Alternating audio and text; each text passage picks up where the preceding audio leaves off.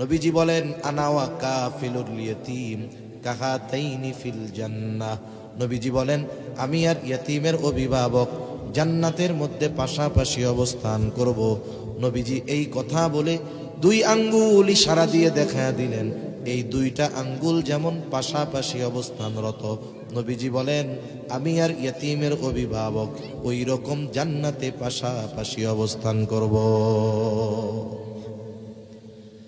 দুনিয়ায় মানুষ একজন বড় মানুষের সাথে একটু ছবি তুলতে, পাশে থাকতে কত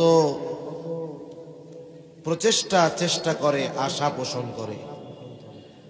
আমি আপনি রাসূল আকরাম সাল্লাল্লাহু আলাইহি ওয়াসাল্লামের কাছে থাকার সুযোগ পাইছি, এর চাইতে বড় নেয়ামত আর কিছু হইতে পারে কোন? তো এখন বলতে পারেন হুজুর একজন ইয়াতীমের খরচ একা চালাবো, এটা তো আমার অ্যাবিলিটি নাই।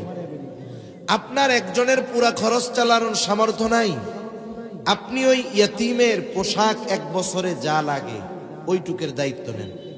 মনে করেন মাদ্রাসায় গেলেন, ইয়াতীম আছে, হুজুরে বললেন হুজুর আপনার মাদ্রাসার ইয়াতীম ছাত্র যে কোনো একজনের সারা বছরের পোশাক খরচটা আমি দিব, কয় সেটার জামা লাগবে, অথবা আমি তার তেল পানি যা লাগে দিব, ওষুধ যা লাগে দিব, স্যান্ডেল যে কয় জোড়া লাগে দিব। এইভাবে একটা অংশের দায়িত্ব নিয়ে অভিভাবক হন। হাদিসে আসছে, নবীজি বলেন মান বানা লিল্লাহি মাসজিদান বানাল্লাহু লাহু বাইতান ফিল জান্নাহ। নবীজি বলেন মান বানা লিল্লাহি মাসজিদা, যে আল্লাহর সন্তুষ্টির জন্য মসজিদ বানাইলো তার লাভ কি? বলে বানাল্লাহু লাহু বাইতান ফিল জান্নাহ, আল্লাহ তাআলা তার জন্য জান্নাতে ঘর বানাবে। সুবহানাল্লাহ কয় না?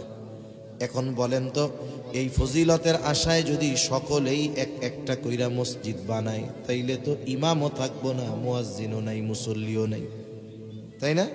ও চিন্তা করছে এত বড় ফায়দা, তাইলে আমি আমার বাড়ি 200 ইট দিয়া ছোট্ট একটা মসজিদ বানাই। সবাই কয় আমিও বানাই। এখন সবাই যদি একটা মসজিদ বানায়, তাইলে তো আর ইমামও পাওয়া যাবে না, মুসল্লিও পাওয়া যাবে না, একাই পড়তে হবে। মুহাদ্দিসিনে কেরাম বলেন উদ্দেশ্য হইল যে মসজিদ বানানোর কাজে অংশগ্রহণ করবে, যতটুকু সামর্থ্য ততটুকু দিয়ে তার জন্য আল্লাহ জান্নাতে ঘর বানাবে। সুবহানাল্লাহ।